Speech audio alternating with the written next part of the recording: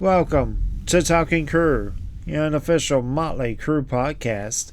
I'm your host, Kevin Humphrey, where I talk all things in the world of Motley Crue. This is episode 141 this week. Revisit Motley Crue new tattoo, ranking the songs. But first, this week in Motley news, there's actually a lot of it this week.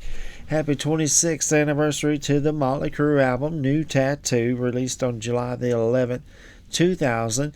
I talk about this album on episode 25, so go back and check that out. As well as happy 26th anniversary to the lead-off single off the album, New Tattoo, Hell on High Heels, released on same day, July the 11th, 2000. Happy 25th anniversary to the Motley Crue VHS/DVD of Lewd, Crude, and Tattooed, released on July the 17th, today, 2001. I talk about that DVD on episode 26. Happy 14th anniversary to the Motley Crue song 6, released today, July the 17th, 2012. I talk about that song plus a bunch of other songs on episode 51.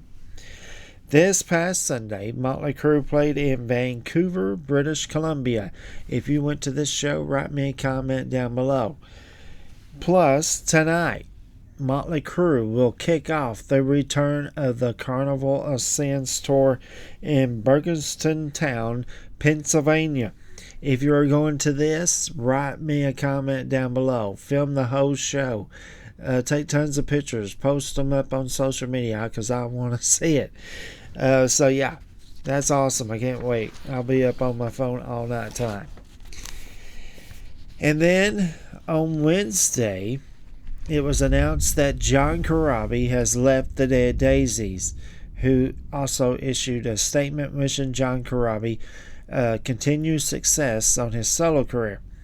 So this was a little bit weird because I'm wanting to say like Sunday, Monday, somebody asked John Corabi about the Dead Daisies, and then he said he didn't know about the future being in the Dead Daisies because they had booked some shows with Glenn Hughes. They basically replaced him while John is on the solo tour. And then, because I even talked about this on the Dead Daisies Part 2 and the John Corabi's New Day album. He was told, or what he has said in interviews, is that the Dead Daisies were going to take a year off and let him do this solo stuff. Now they issued this on Wednesday saying that he left the band. And then yesterday, John Corabi himself tweeted that it wasn't on mutual terms, is what he said. He also made a little joke saying he's not joining Quiet Riot, and he's not rejoining Motley Crue. But yeah, so to me, there's a little bit more to this story than meets the eye. I kind of wonder if the Dead Daisies got a little bit jealous because John did a solo album and on a solo tour, and I don't know. That's my thinking on this, but if I hear a little bit more, I'll let you guys know. John 5 is in the news this week. He is the special lead guitar player on the new Nickelback song and music video, Rattle the Cage. I listened to this song quite a few times yesterday, I should say. I love it. It definitely rocks. It's a little harder edge Nickelback, which I really liked. I will post the music video in the comment section down below. I already did it yesterday on the Talking Crue Facebook page. But yeah, definitely check this out. And then today, right before I hit the record button, Motley Crue announced new t-shirts on Motley.com. They're calling it the Return of the Carnival Sins. So real cool t-shirts. There's one in particular that I got my eye on. So check it out. It's really cool. Motley.com. And that's it in Motley news this week. On a little side note, I want to invite all my fellow crew heads that are in and around Los Angeles, California, Crue Fest Hollywood is this Saturday at the legendary Whiskey Go-Go. Go support my friend Nick Cole, so I've had on this show or this podcast talking about Crue Fest Hollywood. So there's a Dokken tribute band, I think a Guns N' Roses tribute band. It's called Paradise City. I'm pretty sure that's a Guns N' Roses one. Motley Crue, because we need a Motley Crue tribute band. But I wish I was there. If I lived in or around close to Los Angeles, I would be there. So there's your little heads up in case you need something to do Saturday. All right, so let's get right into this. This is episode 141, Revisit. Motley Crue, New Tattoo, ranking the songs is what I'm going to be doing. I thought this would be a great time to revisit Motley Crue studio albums, like I mentioned towards the end of last week, during or close to a anniversary. So let's start it here. So, like I said earlier, July the 11th was New Tattoo's 26th anniversary. So I'm going to start with this, and like I mentioned, this album is more. I go more in detail on this album, talking about track by track and info and facts and timeline on episode 25. But these revisits, I'll do something different. I'm just going to rank the songs and give my little bit opinions on these songs and why they ranked the way they did. So I'm going to do a little bit of info and facts on this album. It's the first and only album with the late Randy Castile. The album has only sold, as far as I can find, over 200,000 copies in the United States. Something else I want to mention real fast, as my nose is itching, is that I saw a lot of people on social media celebrating the 26th anniversary of this album, including Nikki Sixx, which I thought was absolutely freaking awesome. So let's continue on the celebration this week. So I'm going to start with my least favorite song and go all the way to my number one song. So there's 11 tracks on it. So coming in at number 11 is First Band on the Moon. Somebody's got to start at dead last. I'm not a big fan of this song. The lyrics are kind of cool. They're not great. The chorus is really catchy. I really like the demo version a whole lot better than I do the actual album version, but that's me. So coming in at number 11 is First Band on the Moon. Song 10, or coming in at number 10, is another song that's my least favorite song on this album. That's Polar Star. Again, I like the demo version of it a little bit better. It's a little more greedier and harder edge. I think what really kind of, it's not that I dislike it or hate it. It's just that na na na na na part of that song, and it's just, I don't know. To me, there's better songs on this album. Coming in at number 9 is She Needs Rock and Roll. I love that guitar riff that Mick plays in it. And I think it's a great song. But again, somebody's got to be towards the bottom. And that will be She Needs Rock and Roll. Coming in at number 8 is Drag Strip Superstar. This song always reminds me of Kickstart My Heart. But with the engine revving, and then, I love that. It really gets me every time. I love the song.